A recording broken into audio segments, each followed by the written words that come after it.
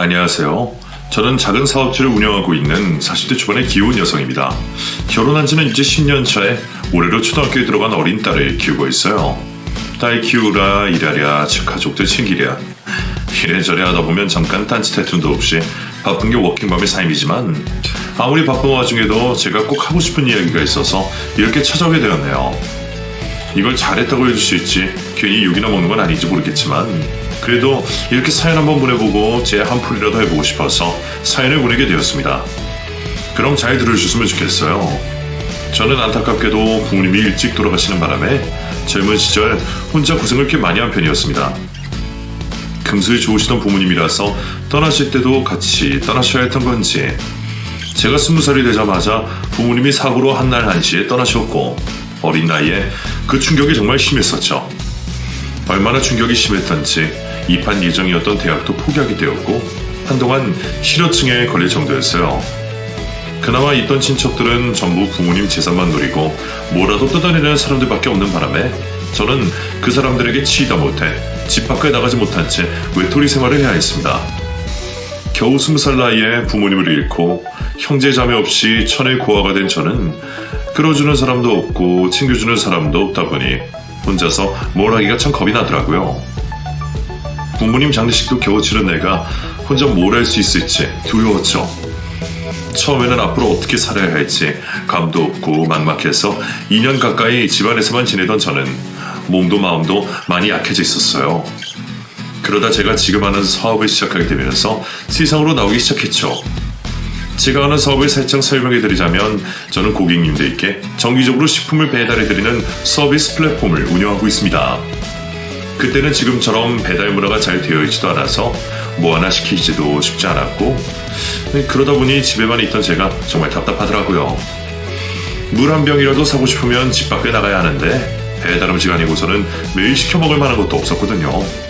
그런 생각들을 하다 보니 세상에는 저 같은 사람들이 더 있지 않을까 싶었어요.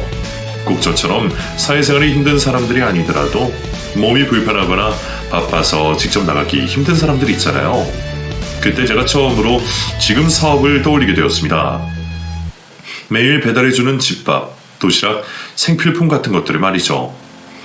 그때는 어려서 그런지 그걸 사업이라고 생각하지도 않고 그냥 뭐라도 해봐야지 하면서 시작하게 되었어요. 어차피 대학은 포기했고 앞으로 취업도 어려워질 것 같은데 그렇다면 차라리 창업이나 개인 사업을 해야겠다 생각했거든요. 부모님이 남겨두신 유산도 좀 있었고 어차피 이대로 있다가 죽어버리면 쓰지도 못할 돈이라는 생각에 망하더라도 큰 미련은 없을 거라 생각했던 저는 그렇게 지금의 사업을 시작하게 되었습니다. 처음에는 사람들이 돈을 주고 배달을 시키는 게 익숙치 않아서 그런지 사업을 시작하고 매달 적자를 면하지 못했습니다. 하지만 저는 계속 버텼어요. 겁없이 시작해서 그런지 잃을 게 없어서 그런지 몰라도 몇 년간은 남은 돈 까먹으면서 버텨지더라고요. 그렇게 계속 버티다 보니 조금씩 반응이 오기 시작했고 세상이 바뀌면서 제 사업도 빛을 보게 되었죠. 거기다가 코로나 이후로 배달 특수가 시작되면서 전에 없이 잘 되어가는 사업 덕분에 회사가 이전보다 몇 배는 커지게 되어 덕분에 요즘 저는 정말 정신없이 바쁜 생활을 하고 있습니다. 그렇게 20대 초반 시절부터 지금껏 제가 이 일을 해오게 된 것도 벌써 20년이 다 되어가네요. 그렇게 사업을 하면서 거래처 직원이었던 남편과 교제를 하며 지금의 남편을 만나게 되었고 그 남자와 결혼해서 아이까지 낳게 되었는데요. 사실 저희가 결혼을 할 때만 해도 주변 사람들은 제 선택을 이해하지 못했어요. 구멍가게 같은 회사라고 그래도 제가 엄연히 사장이었고 또래에 비해 경제력이 있던 제가 거래처 회사 평사원인 남편과 결혼을 한다는 게 이상했겠죠. 다들 제가 전문직이나 저처럼 사업하는 사람을 만날 줄 알았는지 제가 아깝다며 심지어 저희 결혼을 말리는 사람까지 있었습니다. 하지만 저는 남편을 많이 사랑했고 결혼은 사랑으로 하는 거라 생각했어요. 비록 남편이 가진 게 아무것도 없어서 제가 마련한 신혼집에서 제 돈으로 결혼 생활을 시작해야 했지만 저희는 아무렇지 않았어요. 보통 남자들은 여자가 더 능력이 좋으면 괜히 배 아파하기도 하고 자격지심을 가진다던데 저희 남편은 그런 게 전혀 없었거든요. 제가 남편이 좋아했던 게 바로 그런 점이었어요. 허세도 없고 자격지심도 없어서 오히려 능력 좋은 와이프 얻었다며 자랑하던 남편이었기에 저는 남편에게 물질적으로 받은 게 없어도 행복했습니다. 그렇게 결혼해서 벌써 10년째 결혼 생활을 잘 유지하고 있지만 저희 부부에게도 그동안 별일이 없었던 건 아니었습니다. 그래서 제가 이렇게 사연까지 보내게 된 거죠. 남편은 지금도 자기 회사 다니면서 바쁜 집 외주하느라 고생할 정도로 정말 좋은 사람이지만 그런 남편의 시댁 식구들은 별로 그렇지 못했거든요. 원래 시자 들어가면 다 그런 건지 시댁 식구들은 저를 별로 반기지 않았었어요. 결혼할 때 신혼집도 남편 차도 제가 해갖고 남들은 다들 제가 기우는 결혼이라고 제가 아깝다고 말리는데도 시댁에서는 제가 그저 고졸의 고아일 뿐이었습니다. 시아버지 돌아가시고 혼자서 딸 아들 어렵게 키우신 시어머니가 저희 부모님이 20살 때 돌아가신 걸 가지고 부모 손 못 타서 어쩌겠냐며 걱정 같은 타박을 하시더라고요.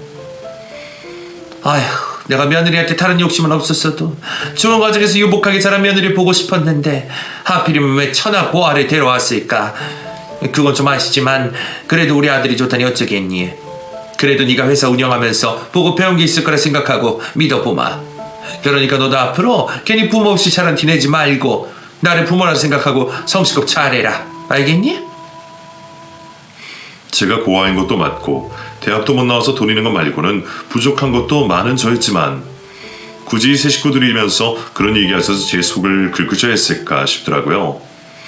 처음 인사를 드리러 갔을 때부터 그런 말을 듣고 이게 맞나 싶었지만 그렇다고 저를 반대하시는 건 아니라니 저는 그나마 감사하다는 생각을 할 수밖에 없었습니다.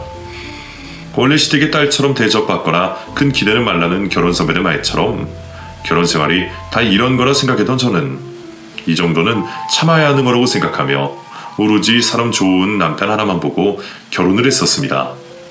그렇게 남편만 보고 결혼을 하고 남편과 신혼생활은 아무 문제 없이 행복했지만 역시나 결혼 이후에도 늘 시댁이 문제였어요. 첫 만남에 기죽이려고 그런 소리를 하신 걸 보면 저도 예상을 했어야 하는데 그게 선전포고이셨던 건지 신혼 초부터 시어머니는 저를 그냥 두지 않으셨습니다. 고아 며느리 기죽이고 잡들이라도 하려고 그러시는지 이 사람은 참 귀찮으셨거든요. 그냥 직원도 아니고 회사 사장인데 제가 노는 줄 아시는 건지 일하는 사람 불러다가 굳이 집안일 시키시고 안 하던 김장까지 하시면서 괜히 시집살이를 못 시켜 안달이셨어요. 하지만 제가 그렇다고 그런 시집살이를 그냥 당할 사람은 아니었습니다. 바쁘다 못한다 말하고 전화 끊어버리고 무슨 일이 생기면 남편한테 그냥 넘겼었죠. 그러면 남편은 시어머니가 괜히 저를 괴롭히는 줄 알아서 먼저 나서서 처리해주곤 했었어요.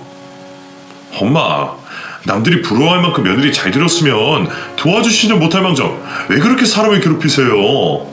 쉬지도 못하는 바쁜 사람 자꾸 불러서 쓸데없는 일 시키지 마시고 차라리 저를 부르세요.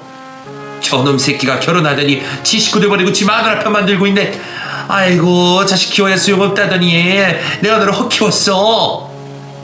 결혼 초에 남편과 시어머니가 저 때문에 싸웠던 게 몇 번이었는지 모르겠네요. 시어머니는 괜히 저를 괴롭히시고 남편은 그래서 시어머니에게 화를 내고 그럼 어머니는 또 저를 미워하시고 눈치를 주셨죠. 네가 돈 좀 번다고 시댁이란 남편 아주 개떡으로 하는 모양인데 너 그따위로 사면 안 되는 거다. 이제 너한테 가지고 우리밖에 없는데 너 하나 잘 먹고 잘 사면 그만인 줄 아니? 너 그러다가는 벌 받아. 처음에는 저도 요령이 없어서 시어머니와 자꾸 싸움만 일으켰지만 시간이 지나면서 저도 시어머니를 구슬리는 방법을 알게 되었습니다. 그냥 제가 좀 더 시댁에 신경을 쓰면 되더라고요.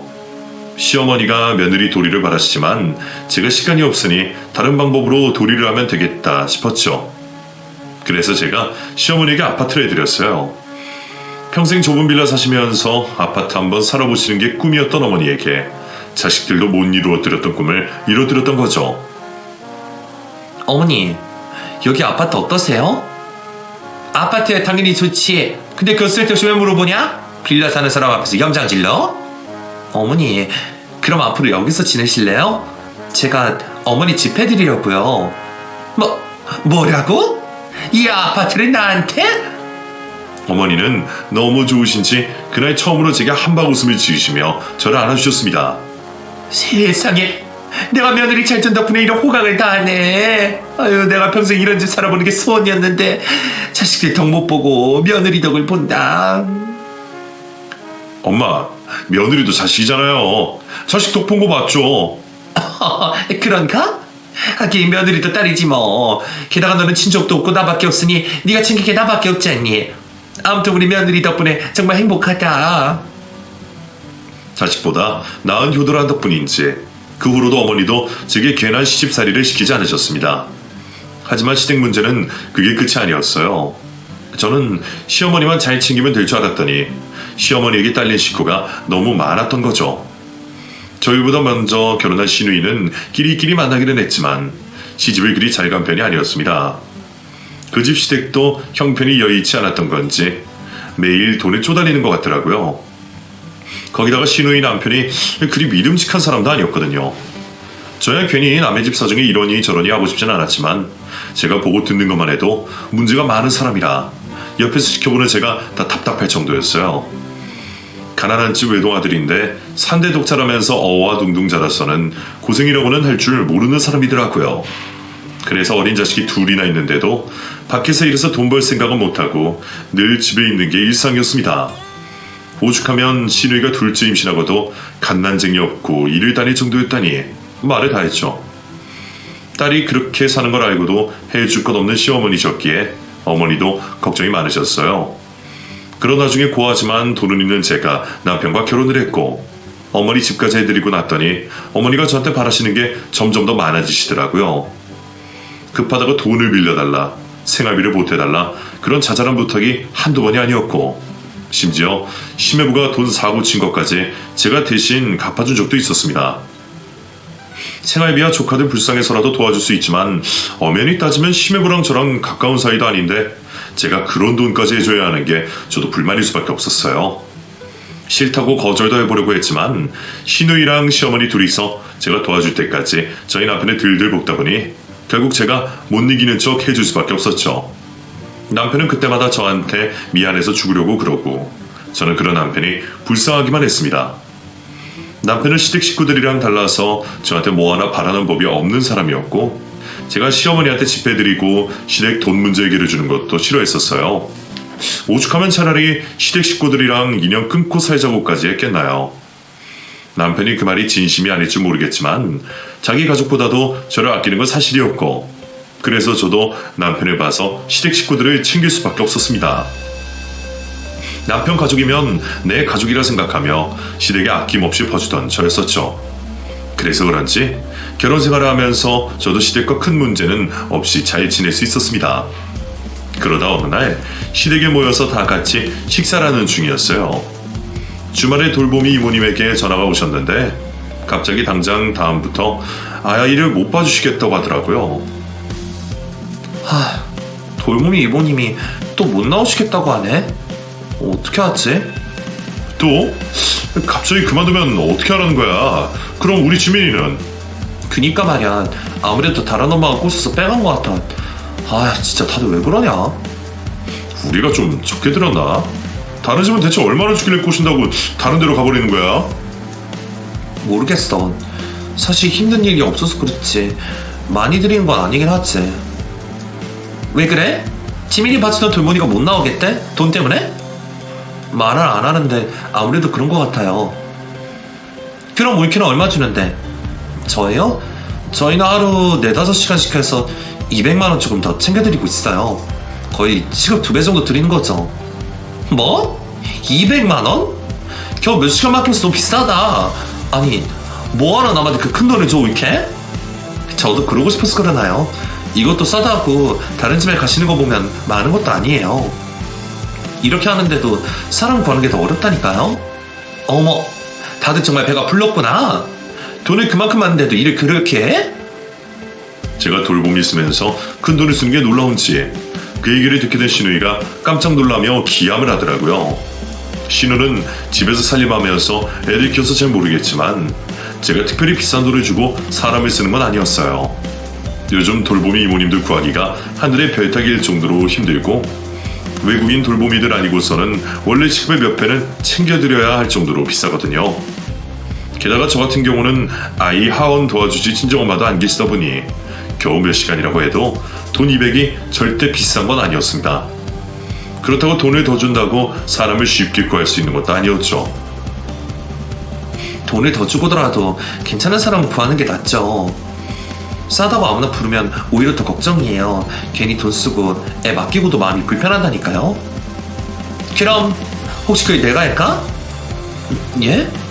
형님이요? 그래, 올케가 힘들어 보여서 도와주고 싶었어? 글쎄요, 형님도 조카들 챙기느라 바쁘실 텐데 저희 애까지요? 아유, 나 안 바빠. 요즘 우리 애들 학원 보내놓고 한가하잖아? 저녁에 몇 시간 봐주는 건 나도 할 수 있을 것 같은데? 모르는 사람 손에 맡기는 것보다는 믿을 만한 가족이 낫지. 그렇게 많이 주고 사람 부릴 거면 차라리 나한테 시켜. 신우이가 돈 때문에 그러는지 웬일로 자기가 저희 애를 봐주겠다고 하더라고요. 처음에는 사실 그 말이 썩 내키지 않았습니다. 돈 주고 사람 쓸 때도 괜히 불편하게 눈치 보느라 뭐 하나 부탁하기도 힘들었는데 하물며 시댁 식구인 신우이에게 아이를 맡기려면 뭐 하나 싫은 소리나 할 수 있겠나 싶더라고요.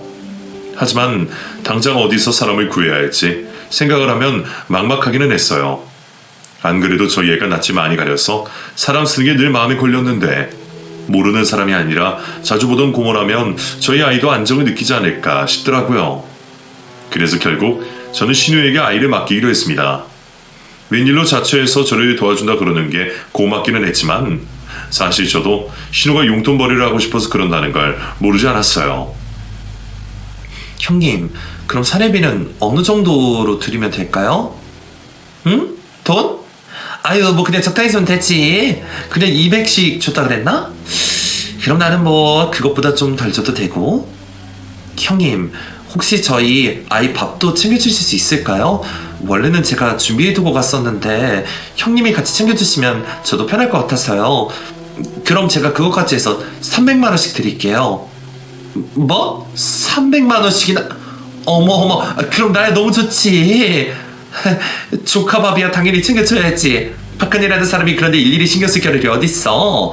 우리가 남도 아니고. 설마 내가 조카 딸을 굶길까봐? 그런다고 그렇게 많이 주지는 않아도 되는데. 아니에요. 가족끼리라도 계산은 확실해야죠. 아이 밥까지 챙겨주시면 300만 원은 드려야죠. 그럼 정말 잘 좀 부탁드릴게요. 그럼 올케가 300씩이나 준다는데 내가 설마 허투루 하겠어? 요즘 나가서 어디서 300만 원을 벌어? 나 안 잘리게 정말 열심히 할게. 믿고 맡겨줘. 그렇게 신우이에게 아이를 맡기게 된 저는 집으로 신우를 불러 이것저것 설명을 하고 있었습니다. 그런데 그때 신우가 집에 설치되어 있던 홈 카메라를 보고 묻더라고요. 어머, 근데 저건 뭐야? 카메라 같은데? 설마 나 때문에 설치한 거야? 아, 저거요? 저거 원래 있던 거예요. 설마 돌보미를 못 믿어서 해놨어? 어쩐지 그 비싼 돈 받고도 왜 자꾸 그만두나 했더니 다 이유가 있었네. 올케, 저런 게 떡하니 있는데 어떻게 애를 편히 봐주겠어? 설마 나도 감시하는 건 아니지? 감시라뇨. 제가 없을 때 우리 지민이 뭐하고 있나 궁금해서 가끔 보려고 해놓은 건데요. 왜요? 형님 불편하세요? 아무리 그래도 그렇지. 남들이야 못 믿어서 그런다지만 가족끼리 저게 필요해? 그냥 위급한 일 있을까봐 걱정도 되고 그랬어요. 그러지 말고 그냥 치워. 나 저런 거 있으면 불편해서 여기 못 있어? 설마 올케 가족끼리도 의심하고 그런 거 아니지? 나 지민이 고모야. 내가 잘하면 잘하지 못할 일 있을까봐? 그건 알지만 그래도 아휴, 올케 이러면 나 진짜 일 못해. 우리 가족 아니야? 나 우리 지민이 내 딸처럼 생각해. 그러니까 카메라 치우자. 어? 신우는 카메라 앞에서 무슨 일을 하겠냐며 저를 말렸고 결국 저는 신우이의 요구에 홈 카메라를 치우게 되었습니다. 괜히 남의 손에 아이를 맡기는 입장이다 보니 마음은 찝찝했지만 정말 남도 아니고 아이 고모인데 당연히 믿어야지 할 수밖에 없었어요. 그래도 다행히 자식 둘 키워내며 저보다 육아 고수인 신우이는 걱정 없이 저희 아이를 잘 돌봐주셨고 아이도 고모와 지내는 게 편한지 전부 다 잘 놀고 잘 지내며 코박코박 밥도 잘 먹는 것 같았습니다. 심지어 편식이 있던 아이가 고모 말은 잘 듣는지 매번 싹싹 긁어먹은 식판을 제게 보내주는 신우 덕분에 저는 한결 마음이 놓였어요. 혹시나 싶어 걱정은 계속했지만 2달쯤 지나자 저도 완전히 마음을 놓게 되었죠. 그런데 어느 날부터 갑자기 딸아이가 뭔가 이상하다는 걸 느끼게 되었습니다. 아이가 뭐라고 직접 말을 하진 않았지만 이상하게 전과 달리 밥을 먹을 때마다 긴장을 하는 것 같더라고요. 지민아, 왜 그래? 밥이 맛없어? 아니야, 밥 맛있어. 근데 왜 먹지를 못해? 뭐 필요한 거 있어? 아이가 뭐가 불편한 건지 밥을 잘 먹지도 못하고 밥상 앞에서 자꾸 수저를 들었다 놨다 반복만 하고 제 눈도 마주치지 못하고 안절부절 하는 거였어요. 아직 어리다 보니 채소 같은 건 골라내긴 했지만 밥 먹는 걸 싫어하는 아이는 아니었는데 말이죠. 다행히 배가 안 고파서 그랬는지 한참 기다리던 아이가 저희가 밥을 다 먹고 나면 그제서야 밥을 먹기 시작했는데 그때는 또 엄청 배가 고픈 것처럼 허겁지겁 먹어 치우더라고요. 너무 급하게 먹어서 체하겠다 싶을 정도로 말이죠. 전에는 입이 짧으면 짧았지 급하게 먹거나 식탁 앞에서 눈치 보던 아이는 아니었는데 애가 갑자기 이러는 게 저는 뭔가 이상했습니다. 그리고 저는 자연스럽게 신우이를 의심할 수밖에 없었어요. 아이가 달라진 게 있다면 몇 달 동안 신우이가 아이를 대신 돌봐주고 저녁을 먹였다는 것밖에 없었으니까요. 설마 하면서도 결국 의심을 할 수밖에 없던 저는 집안에 다시 카메라를 설치할 수밖에 없었습니다. 가족끼리 감시하는 건 좀 아니다 싶어 그런 짓까지는 안 하려고 그랬는데 아이가 갑자기 이상한 모습을 보이니 저도 의심이 들 수밖에 없었어요. 설마 아이 고모가 애한테 몹쓸 짓을 할 거라는 생각은 없었지만 아무래도 저도 제 아이 문제이다 보니 어쩔 수 없이 예민해지더라고요. 결국 저는 남편도 신우이도 모르게 주방과 거실 한켠에 홈카메라를 설치하게 되었습니다. 설치를 하면서도 이렇게까지 해야 하나 싶었지만 아이를 걱정하는 엄마의 마음이 우선이었거든요. 그렇게 홈카메라를 제 휴대폰에 연결 하고서 저는 일하는 틈틈이 아이를 지켜보게 되었습니다. 그리고 그날 저녁 저는 너무 끔찍한 광경을 마주하고야 말았어요. 하원 시간이 되어 저희 딸이 신우이의 손을 잡고 집에 들어와서 화장실에 들어가 혼자 손을 씻고 옷을 갈아입고는 자기 방에서 책을 잘 읽고 있더라고요. 그 사이 신우이는 아이의 식사를 준비하는 듯 했고 그때까지는 별일이 없었죠. 문제는 식탁 앞에서 벌어졌습니다. 왜 그러는지 아이가 쭉 빼어떼며 식탁에 앉더니 신우이의 입이 떨어지기 전까지 꼼짝 않고 있더라고요. 그러더니 먹으라는 신우이의 말에 아이가 숟가락으로 밥을 퍼먹기 시작했습니다. 그렇게 한참 잘 먹고 있는데 하필 반찬이 아이가 싫어하는 오이가 있었어요.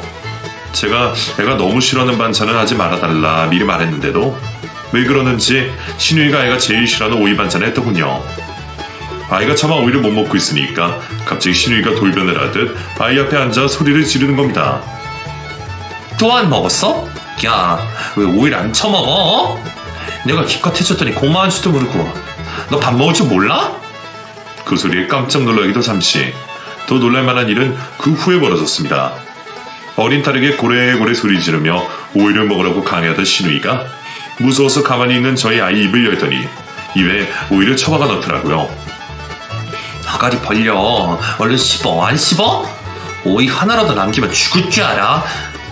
아이는 고모가 무서운지 눈물을 흘리며 억지로 오이를 씹고 있었지만 차마 삼키지를 못하고 괴로워하고 있었습니다. 그리고 결국 못 삼키겠던지 먹던 시판 그릇 위로 구토를 하고 말았죠. 아이의 실수에 신우이는 더 소리를 질렀고 그 모습을 더 이상 두고 보지 못한 저는 곧바로 신우이에게 전화를 걸었습니다. 형님, 지금 저희 애한테 뭐 하시는 거예요? 죄 없는 애를 괴롭혀요. 뭐야 오이케? 지금 무슨 소리 하는 거야? 제가 지금 다 보고 있었거든요. 저희 애한테 억지로 오이 먹이는 거 다 봤다고요. 오이케, 설마 나 감시하고 있었어? 카메라 숨겨놓은 거야? 어쩐지 애가 밥 먹는 걸 힘들어하고 이상하길래 봤더니 여태 저희 딸한테 이런 식으로 하셨어요. 제가 지금 갈 테니까 저희한테 손끝 하나라도 건드리지 마세요. 그때는 저 정말 가만히 안 있을 거예요. 그렇게 신우이에게 엄포를 놓은 저는 곧장 집으로 달려가 신우이와 마주하게 되었습니다. 그런데 그 사이 신우가 시어머니를 집으로 불렀더라고요. 그런데 손녀를 먼저 걱정해야 할 시어머니가 제 편이 아닌 신우이 편에 드시는 겁니다. 예, 너 내 달더러 애 봐달라고 불러놓고 여태 애를 감시하고 있었냐? 이건 뭐야? 몰카야 뭐야? 어머니, 저도 오죽하면 그랬겠어요. 애가 아도 이상하길래 설마 해서 카메라를 뒀더니 세상에 형님이 저희 딸을 학대하고 있었어요. 애한테 윽박 지르고 억지로 먹이고. 이건 고문이에요. 애들 키우다 보면 그럴 수도 있는 거지. 그렇다고 너는 네 신우이를 감시하고 있었어? 너는 네가 그렇게 잘났냐? 제가 직접 신우가 저희 딸에게 어떻게 했는지 애가 괴로워하며 구토하는 모습까지 보여드렸는데도 어머니는 끝까지 신우 편을 들었습니다. 오히려 제가 신우를 감시하고 있었다며 저를 파렴치 안으로 몰아가고 계시더라고요. 옆에서 아직도 울고 있는 저희 딸은 안중에도 없는 듯 말입니다. 어머니, 소녀가 이런 꼴이 당했는데도 따님 편을 들고 싶으세요? 저희 애는 안 불쌍하세요? 나는 내 딸이 더 불쌍하다. 돈 좀 있다고 지올게 뒤시작거리나고 기껏 와서 애 봐줬더니 편식한 애 좀 가르쳤다가 아동학대법으로 뭐라? 아이고 기가 차서 정말. 그제서야 저는 제가 그동안 착각을 하고 있었다는 걸 깨닫게 되었습니다. 저는 시댁 식구도 시끄럽시고 챙기고 걱정하던 저였는데 정작 그 사람에게 저는 가족이 아니었습니다. 아이 고문하던 인간과 시댁 식구들은 저와 제 딸을 가족이라고 생각하지도 않고 있었네요. 고아나 마찬가지인 나한테는 시댁 식구들이 유일한 가족이라 정말 내 부모처럼 내 형제처럼 생각하고 신경 써줬는데 어쩌면 저한테 그런 짓을 할 수 있을까요? 받아먹을 때만 넙죽넙죽 잘만 받아 처먹고는 감히 제 딸에게 몹쓸 짓을 한 그 인간들을 제대로 벌주고 싶었습니다. 마음 같아서는 저희 딸이 겪은 일을 신우이 자식과 신우이에게 고스란히 돌려주고 싶었지만 겨우 그 정도로는 제 속이 풀릴 것 같지 않았어요. 입에 쳐넣어주느니 차라리 굶겨 죽이는 게 낫겠다 싶었거든요. 그래서 저는 그 인간들을 몽땅 길바닥에 나앉게 만들기로 작정했습니다. 그동안의 제 덕에 그나마 먹고 살던 인간들이 은혜도 모르고 그런 짓을 했으니 그동안 제가 얼마나 편애를 받았던 건지 톡톡히 깨닫게 해줘야겠다 싶었죠. 내가 정말 지들이 예뻐서 그 많은 도움을 주고 모렴치 않은 행동들을 참아줬을 거라 생각한다면 오산이었습니다. 제대로 도끼를 품은 저는 다시는 시댁 식구들을 보지 않기로 작정하고 남편에게 통보를 했습니다. 나 이제 당신 식구들이랑 다시 안 볼 거야. 앞으로 우리 집에서 그 집으로 10원 한 장 흘러가는 일 없을 거야. 지금 당신 엄마 살고 있는 그 집 바로 빼버릴 거고 내 덕에 일자리 얻은 당신 매형 백수 만들 거야. 그리고 당신 누나는 아동학대로 고소할 거야. 할 수 있으면 내가 당신 집에 퍼줬던 거 다 다시 받아올 거니까 그런 줄 알아. 내가 당신까지 핏줄 저버리라고는 안 하겠지만 내 말에 토달면 당신도 앞으로 나랑 지민이 못 보고 살 줄 알아. 알겠어? 사실 그 당시에는 너무 화가 나서 남편도 보고 싶지 않았어요. 하지만 남편은 아무 죄가 없었고 남편 역시 자기 식구들이 얼마나 잘못했는지를 잘 알고 있었습니다. 제 대신 누나한테 가서 따져 물은 건 남편이었으니까요. 하지만 혹시라도 남편이 제 결정에 토래단다면 저는 정말 아이를 데리고 혼자 이혼을 할 결심도 하고 있었습니다. 하지만 다행히 남편은 제 말에 일절 토를 달지 않았고 제 선택에 딴지를 걸지 않았죠. 그래, 이제 당신 원하는 대로 해. 나도 내 식구지만 다들 정말 지긋지긋하다. 당신이 무슨 죄가 있겠어. 그냥 나 같은 놈이랑 결혼한 게 잘못이지. 괜히 미안해하며 고개를 들지 못하는 남편이 짠하긴 했지만 남편 말대로 그런 가족을 둔 게 죄라면 죄일 수밖에 없을 겁니다. 저도 여태 그 죄를 같이 짊어지고 시댁 식구들을 제 식구처럼 챙겼던 거겠죠. 하지만 그런 인간들이 금쪽 같은 제 딸에 건드린 이상 저는 이제 그 사람들과 연을 끊어야만 했습니다. 빈대 같은 시댁 식구들을 모두 알거지로 만들기로 작정을 했던 저는 당장 시어머니가 살고 계시는 제 명의 아파트부터 처분을 하기로 했습니다. 낡고 좁은 빌라 살던 사람을 아파트 주민 만들어줄 때는 살아생전 아파트 살아보냐며 제 손을 붙잡고 고맙다, 미안하다, 절이라도 하려고 그러더니 고작 몇 년이나 지났다고 이제 와서 자기 딸만 감싸는 시모가 너무 지긋지긋했어요. 그런 시모 입으로 집으로 들어간 제 피 같은 돈도 너무 아까웠죠. 제 딸 괴롭힌 신우이는 진짜 죽이고 싶었지만 그런 딸을 감싸고 제 딸 외면하는 시모는 신우이보다 더 싫더라고요. 그동안 누가 친딸 노릇을 했는지 톡톡히 보여주기 위해 저는 제가 시모에게 해줬던 모든 걸 다시 앗아가기로 했습니다. 저는 부동산에 전화를 해서 시모가 살던 아파트를 내놓았습니다. 아, 네, 수고하십니다. 거기 부동산이죠. 제가 집을 내놓으려고 하는데요. 최대한 빨리 처분했으면 좋겠어서요. 매매든 전세든 상관없으니까 아무 때나 집 보러 오세요. 아, 지금 살고 있는 사람들이 있는데 바로 나갈 거예요. 입주 날짜는 아무 때나 상관없으니까 최대한 빨리 부탁드릴게요. 그렇게 부동산에 집을 내놓고 얼마 안 있어서 바로 반응이 오더라고요. 부동산에서 바로 집을 보여주셨던지 집 보러 온 사람들을 보고 시모가 놀라서는 저한테 바로 전화를 했던 거죠. 애미야, 지금 부동산에서 사람들이 왔는데 이게 뭐냐? 너 진짜 부동산에 집 내놨니? 예. 그니까 하루빨리 짐 싸서 나가세요. 아니, 멀쩡한 내 집을 왜 팔어? 입은 비뚤어져도 말은 좀 똑바로 하세요. 그 집이 어머니 집이에요? 제 집이지? 제 집 제가 팔겠다는데 할 말 있으세요? 어머 얘가 말하는 것 좀 봐. 내가 살고 있는데 이걸 어떻게 네 마음대로 하는 거야? 기가 막힌다. 제 명의로 된 제 집이니까 제 마음대로 하는 거죠. 어머니가 그동안 그 집 사시면서 저한테 월세를 냈어요. 전세금을 줬어요. 무슨 권리가 있어요? 그럼 네가 나가려면 내가 몇 년이나 살았던 집에 그냥 나가야 하는 거야? 그래? 내가 아무 대가 없이 그동안 살게 해준 것만으로도 감지덕지하지는 못할 망정 물에 빠진 거 구해줬더니 보따리까지 내놓으라 그러네? 그 집 내 집이에요. 당신 권리 요만큼도 없어. 지금 너 내 딸이랑 좀 싸웠다고 이러는 거냐? 세상에, 너 그렇게 안 봤는데 정말 무섭다. 아주 날강도가 따로 없어. 그러게 눈치껏 편이라도 잘 들지 그랬어요. 잘못한 딸 편 들 때는 언제고. 그럼 내가 그 꼴을 당하고도 당신들이 식구를 생각할 줄 알았어요? 뭐라고? 그럼 우리가 이제 식구가 아니야? 그럼 식구예요. 당신 딸이 당신이 내 딸 괴롭힌 순간 우리는 남이 된 거예요. 그럼 이제는 우리가 가족도 아닌데 내가 뭐하러 편의를 봐주겠어요? 그나마 남편 벌써 짐 쌀 시간을 줄 테니까 새로운 사람 들어오기 전에 빨리 짐 챙겨서 나갈 생각해요. 괜히 또 딸 말 듣고 고집 부리고 버티는 게 생각하는 안 하는 게 좋을 거예요. 당신은 세입자도 아니라서 그냥 무단 점거하고 있는 거고, 그건 경찰 불러서 쫓아내면 그만이니까 여차해서 법원까지 가고 싶으면 버티시던가요. 아, 그리고 그 집에 가전 가구 다 내가 산 거니까 그거 챙길 생각하지 마요. 절도죄까지 추가하고 싶지 않으면. 뭐야? 야, 이 못된 것아. 열이 잔뜩 받은 시모가 수화기 너머로 욕지거리라는 소리가 들리기 전에 전화를 끊어버린 저는 더 이상 걸려오는 전화를 받지 않았습니다. 고집 부리고 버텨봤자 마음고생하는 건 제가 아니라 결국 늙은 시모가 될 테니까요.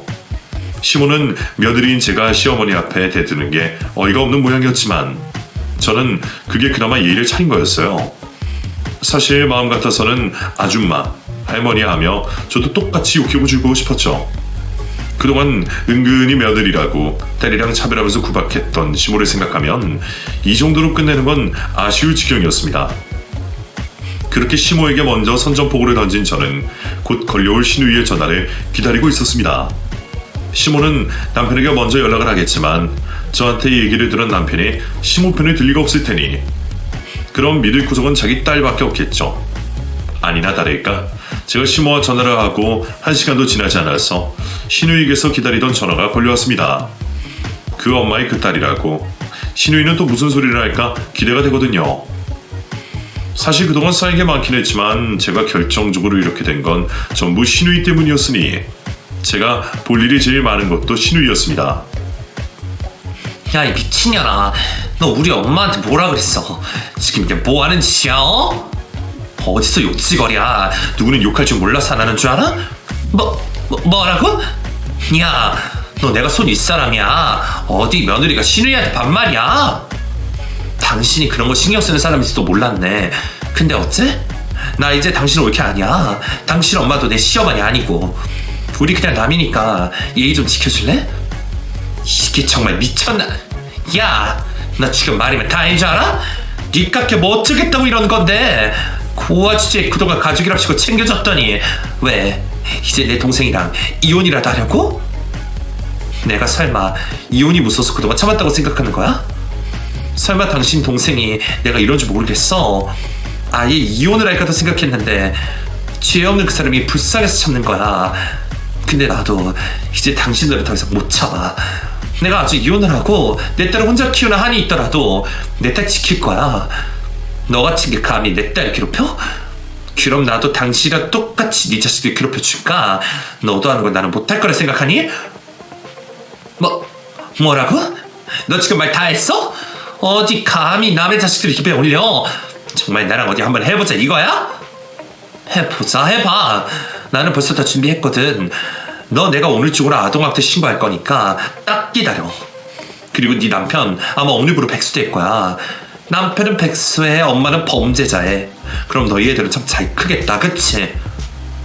이렇게 그게 무슨 말이야? 아동학대라니. 아니, 우리 남편 백수는 무슨 소리야? 회사 잘 다니는 우리 남편을 왜 건드려? 그러게, 마음 잡고 회사 잘 다니는 당신 남편 그 일자리 누가 마련해준 거였지? 능력도 이력도 없는 사람 사정사정해서 취직시켜주게 바로 나 아니었나? 그럼 준 사람이 다시 뺏어갈 수도 있다는 걸 알아야지. 제가 가족들을 가지고 협박을 하자 그제서야 신우이도 사태 파악이 되는지 고래고래 치르던 괌을 딱 멈추고 제 말에 귀를 기울이기 시작했습니다. 하도 소리를 질러대서 고막이 나가는 줄 알았더니 그제야 대화가 좀 되겠다 싶더라고요. 하지만 제가 그쪽에 더 들을 말은 없으니 별 상관은 없었네요.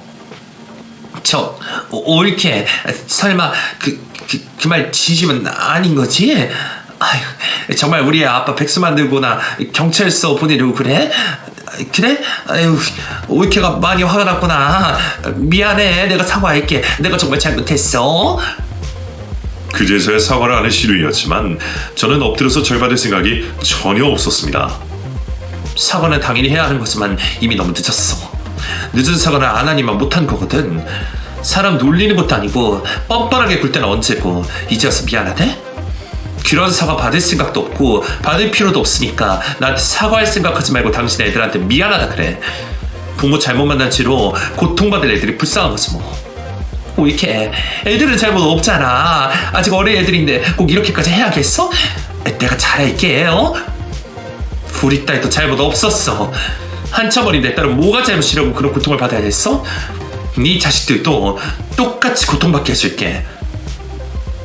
그렇게 전화를 끊어버린 저는 신우이에게 제가 말한 그대로 돌려주었습니다. 제대기 취직했던 신우 남편은 회사에서 잘리게 되었고 신우는 아동학대 혐의로 경찰서에서 조사를 받게 되었죠. 아쉽게도 벌금형으로 끝나게 되었지만 경찰서 오고 가며 조사받느라 고생했을 걸 생각하면 나름 통쾌한 복수였네요. 시모 역시 잘 살던 집에서 쫓겨났고 그 후로 갈 곳이 없는지 방도 없는 신우인의 집으로 들어가게 되었다는 소식을 듣게 되었습니다. 시모가 살던 집 팔아서 신우집 얻어줬으니 달리 갈 곳이 없었겠죠. 내 덕 보고 살던 인간들이 옛날보다 못한 꼴이 된 게 별로 안타까울 것도 없겠네요. 결국 다 제자리로 돌아갔고 저 역시 제자리로 돌아왔을 뿐이었습니다. 딸아이는 한동안 밥을 먹지 못할 정도로 힘들어했지만 열심히 치료를 받으면서 지금은 많이 좋아졌어요. 아이들은 안 좋은 기억은 금방 잊어버리는 건지 1년쯤 지나고 나니 무슨 일이 있었는지도 잘 모르는 것 같더라고요. 그나마 그게 다행이라면 다행이었지만 제 손으로 제 아이를 그런 몹쓸 인간에게 맡겼던 제 상처와 죄책감은 평생 가도 지워지지 않을 것 같았습니다. 다행히 남편이 제 탓이 아니라며 저를 위로해 주어서 저도 조금씩 나아지고 있는 것 같네요. 그 후로 남편도 시댁과 연락을 아주 끊게 되었고 그 일 때문에 저희 부부 사이에 문제가 생길 일은 벌어지지 않았습니다. 어떻게 그런 식구들과 남편이 한 가족일 수 있는 건지는 믿어지지 않지만 원래도 늘 저와 아이가 우선이었던 남편이었기에 저는 지금도 남편을 믿고 있어요. 저와 남편이야 말로 30년을 모르고 살았다가 이제 겨우 10년째 가족이 되어 있지만 이제는 서로보다 더 소중한 가족은 없으니까요. 그럼 앞으로도 저희 식구들 열심히 살 수 있도록 응원을 부탁드리며 제 이야기를 여기서 마치겠습니다. 감사합니다.